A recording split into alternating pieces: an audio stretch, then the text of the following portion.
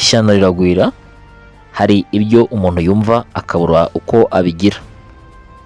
Mu karere ka Rwamagana, umurenge wa Gishari, akagari ka Ruhimbi, umudugudu w'Abakina, umusaza witwa Sibomana Emmanuel warokotse jenoside yakorewe abatutsi mu mwaka w'1994 yambuwe ubuzima n'umuturanyi we umusagarariye akamukubita ipiki agahita amwica.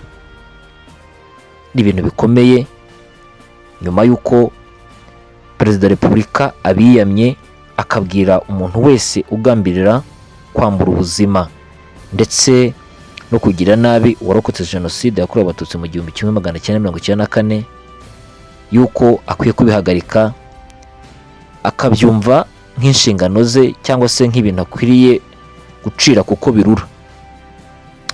N'umugabo witwa Kabera, ariko mu buhamya burimo gutangwa n'abaturanyi ndetse n'ubwatanzwe n'umujyanama w'ubuzima muri uyu mudugudu, yavuze ko uyu mugabo yarasanzwe ari umuntu udashyirwa hasi cyangwa se umuntu ufite umutima utari uwa kimuntu, kuko mu gihe cya COVID-19 hatanzwe ubuhamya bw'uko uyu mugabo yabonye umusore wari uvuye mu bwiherero bwe, noneho aramwadukira aramwirukankana afite umuhoro, ageze aho amushyikira amutema ukuboko. Uyu mujyanama yabihamije avuga ko yamubonye ubwo barimo batembera mu mudugudu we n'umuganga mu gihe cya COVID, mu gihe bagendaga babwira abantu ngo bajye kwikingiza. Noneho we yamubonye bageze hafi y'ahari ushinzwe umutekano muri uwo mudugudu witwa Abakina, amubaza uko byagenze. Umusore nibwo kumuhamiriza yuko yari ku rugendo, ageze aho akubwe abonye ubwiriro hafi ni muri urwo rugo rwa Kabera, yinjirayo aragenda akemura ikibazo. Mu gihe yarimo avayo umusaza aramubaza ati vuye he, ngo kuko yamwirukanseho akamutema ukuboko. Noneho uwo muganga abwira uyu mujyanama w'ubuzima yuko abonye akazi cyangwa se abonye ikiraka, ariko ikiraka bavugaga muganga bimubwiraga atazi uko byagenze. Icyakora ikiraka yarabonye cyari cyo kumwitaho no kumugeza kwa muganga vuba kugira ngo abone ubuvuzi. Mu makuru twamaze kubona, umuvugizi wa polisi mu ntara y'Iburasirazuba yahamije iby'aya makuru. Uriya musaza yararimo ataha, yego, ageze aho atuye asanga hari umuturanyi we uri gukubita umwana nawe umuturanyi atari umwana we. yego, Noneho amubaza impamvu ari gukubita uwo mwana, amubuza ati waretse gukubita umwana. Wa wundi wakubitaga umwana arahindukira akubita n'uriya mu musaza, amukubita igikubara, umusaza yikubita hasi. yego, Umusaza yikubise hasi ahaguruka ahita ajya amuhungira ku wundi muturanyi we, yinjira mu nzu. yego, Agezeyo ababwira ibimubayeho, baramuhumuriza baranamuhanaguraho ibivumbi byari byamugiye. Hashize umwanya arasohoka atashye. yego, Asohotse ahura na wa mugabo wari umaze kumukubisa, ahita amukubisa iki mu mutwe. Umusaza yitura hasi, baramuterura bamujyana kuri centre de santé ya Ruhunda kumuvuza. Ageze kuri centre de santé yitaba Imana. yego. Ariko uyu wamukubise ipiki yafashwe ari kuri police station ya Gishari, twamushyikirije ari gukurikirana. Hari ikindi bapfaga cyane ko uyu Sibomana ari umwe mu barokotse jenoside yakorewe abatutsi? Kugeza ubu nta kindi turamenya, ariko wenda uko inzego zibishinzwe zikomeza gukora iperereza zishobora kugira andi makuru zibona, ariko ayo twabonye yibanze yaturutse kuri urwo rugomo yakoreraga umwana. Ndagira ngo rero mbagezeho ijambo perezida aherutse kuvuga, umuntu wese yongere yumve ubu butumwa. Mwaramutse neza mwese abari hano.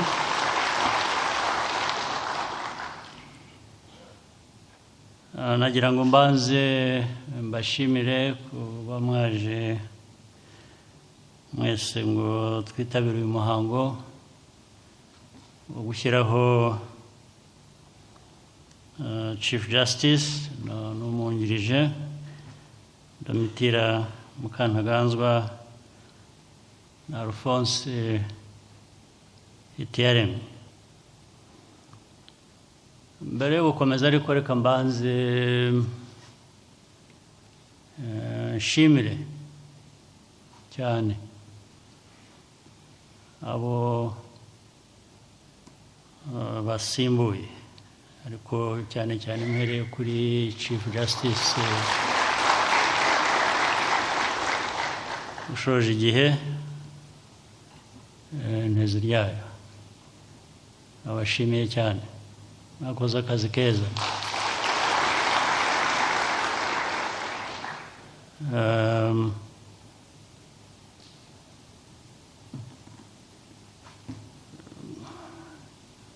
Ubutabera mu gihugu cyacu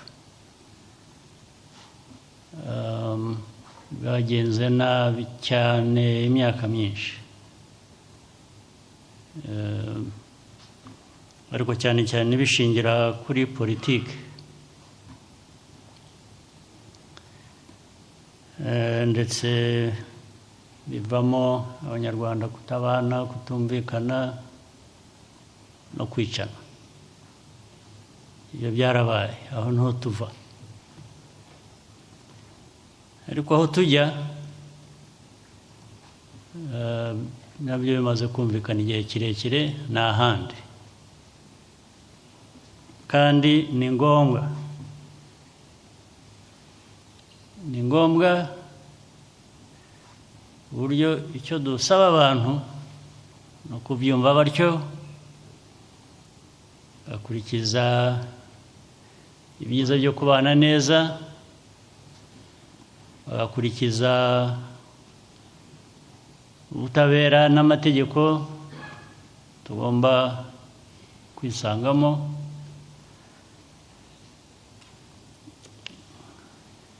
Ndagira ngo rwose bibe byagarukira aho ngaho, byagarukira ko abantu duharanira kubana neza, kuko twese turi ibiremwa, turareshya. Kureshya mvuga ni mu burenganzira umuntu wese afite, ntawe usumba undi mu burenganzira.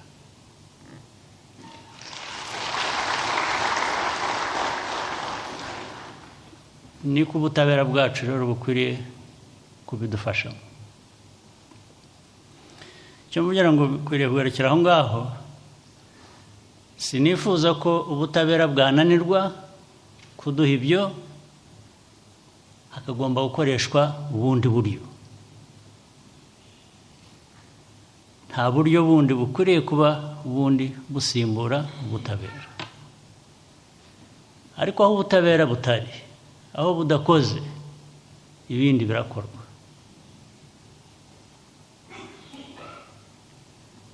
Icyo mbivugira ni iki: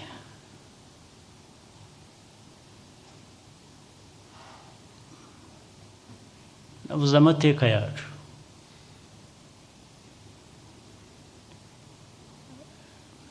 Muri rusange abantu bose ntabwo babonye ubutabera bifuza bakwiriye bose, ariko hari ababubuze kurusha abandi, hari ababuze ubutabera kurusha abandi. Niyo havuyemo amateka yacu twibuka buri gihe ababaje. Kuba rero n'uyu munsi hagishobora kuboneka abantu bafite ibitekerezo byo kudusubiza aho ngaho, icyo gihe amategeko ubutabera bugomba gukoreshwa. Niba udakoreshwa ibindi bizakoreshwa, ibyo bigomba guhagarara. Kwica abantu babuze amateka n'ubundi kuva igihe cyose, banabuze n'ubuzima, hakaba hariho na politiki yaganisha aho ngaho ishaka kugirira abantu abarokotse, kubagirira nabi, kubasanga mu mago yabo bakabica. Amategeko agomba gukora, nadakora hazakora ibindi.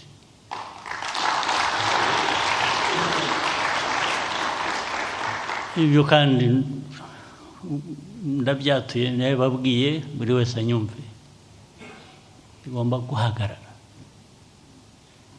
Aba bandi bakinisha politiki bakavuga amagambo ari aho, abari hanze, abari mu gihugu, bafatanije, ndetse bikajyamo n'amahanga akasa naho agiye kubigira ubusa. Ntabwo turi ubusa, ntabwo amategeko yacu, ntabwo ubutabera mvuga bukwiriye kuba buriho bwahinduka ubusa. Nta politiki yahindura ubutabera ubusa, ntibishoboka rwose. Ndagira ngo munyumve,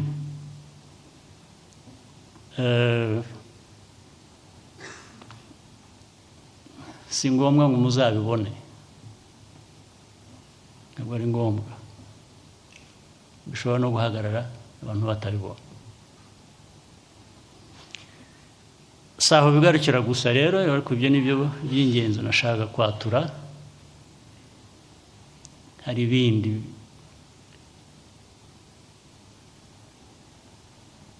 bitarimo kubana neza,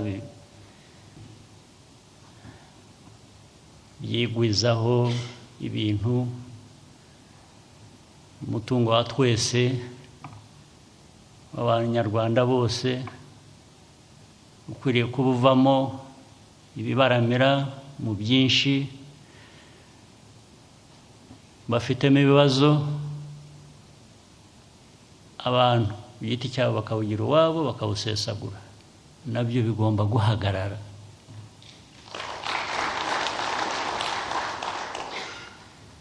Kandi nta buryo bundi bwiza bwo kubihagarika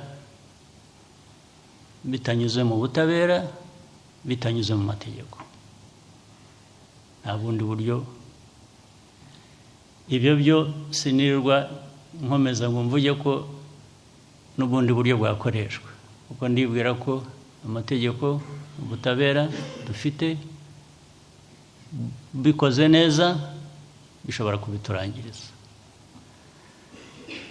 Kuko igihugu cyacu buri wese atirengagije aho tuvuye n'aho twari tugeze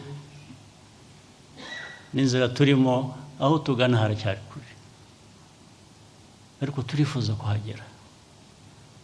Turifuza kuhagera bishobotse vuba, ku buryo bwihuse.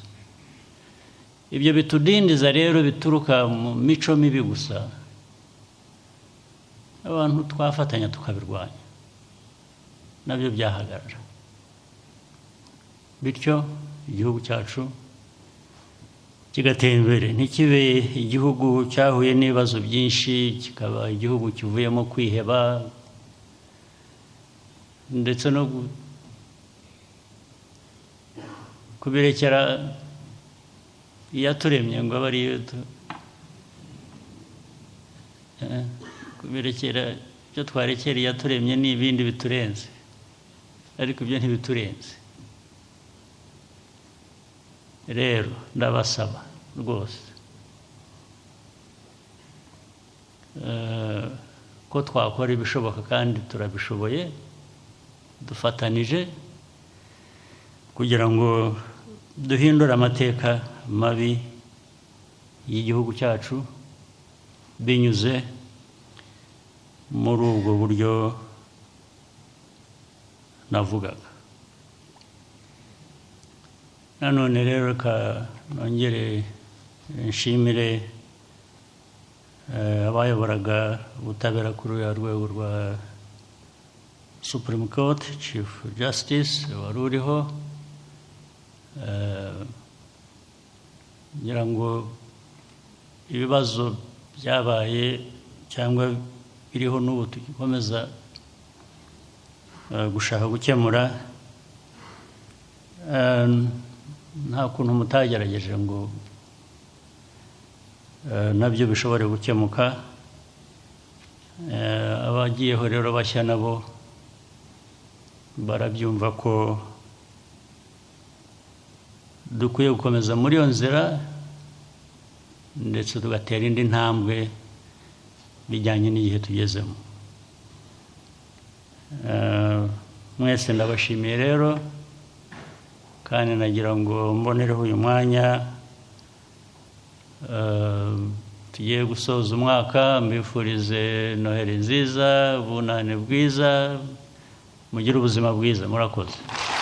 Mu by'ukuri abantu baragenda bahinduka baba babi, ariko aho tuvuye niho hari hakomeye kuruta aho tugeze. Ndagira ngo rero twihanganishe uyu muryango n'abaturanyi n'inshuti, tubabwira ngo nimukomere, Uwiteka Imana yaremye ijuru n'isi ibari hafi, ariko cyane n'ubuyobozi bwacu buri hafi, kandi burakurikirana akantu kamwe ku kandi, ntacyo tuzaba.